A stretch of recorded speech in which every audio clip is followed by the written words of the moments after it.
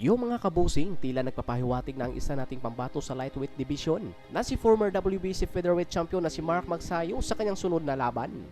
Tila kabang-abang nga po ito mga kabusing kung sino nga bang sunod na makakaharap nitong si Magsayo. Pero sino nga ba ang posibleng makalaban nito sa lightweight division? Ang kagandahan nga po dito sa Zuma Boxing ay pinaglalaban nila kung sino ang malalakas hanggang mayroong tanghalin na kampyon. Isa nga po sa matunog ang pangalan under Zuma Boxing sa lightweight division ay itong si Shakur Stephenson, Andres Cortes, Jose Valenzuela at Mark Magsayo. Sa tatlong matunog na pangalan, ito nga pong si Andres Cortes ang may mataas na posibilidad na sunod na makalaban ni Mark Magsayo. Sapagkat kahit si Andres Cortes ay gusto rin nitong makalaban si Magsayo. Ang tanong na lang dito, kung ilalaban ba ng Zuma Boxing promoter itong dalawa sa ngayon?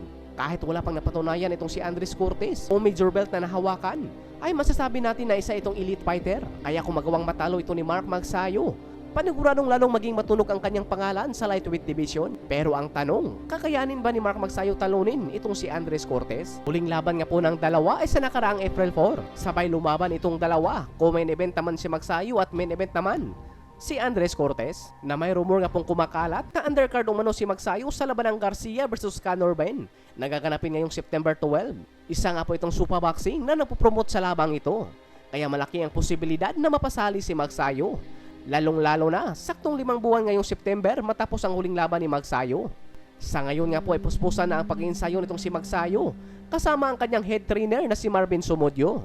Kaya sabay po nating panoorin ang kuting highlight sa laban ni Mark Magsayo under Zuma Boxing, kung saan tinalo nga po nito ang kanyang kalaban sa knockout.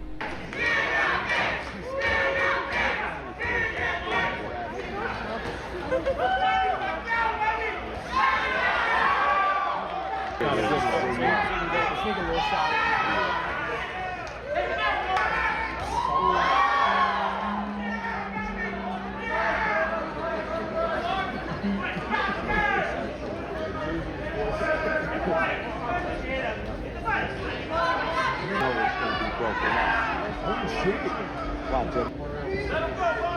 Everything he does is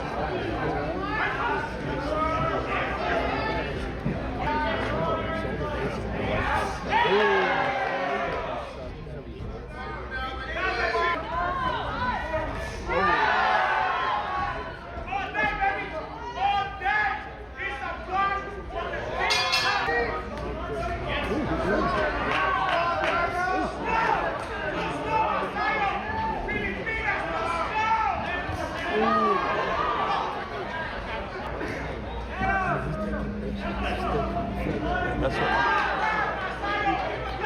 Taking like the heavy shot. He just did the weird shit. And it looked like he's taking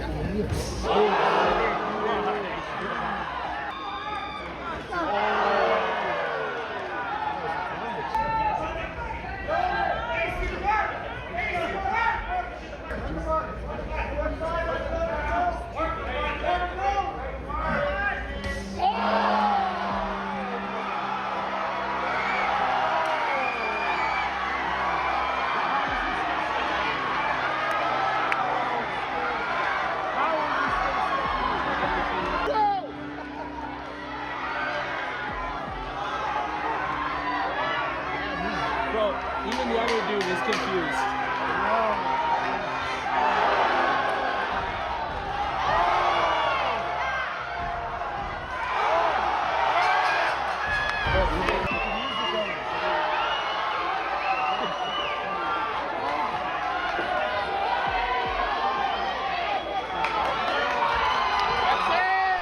Sa ibang balita naman, ay inilungsan naman ni Magsayo ang kanyang pangarap na makatulong sa mga batang nangangarap sa sports ng boxing.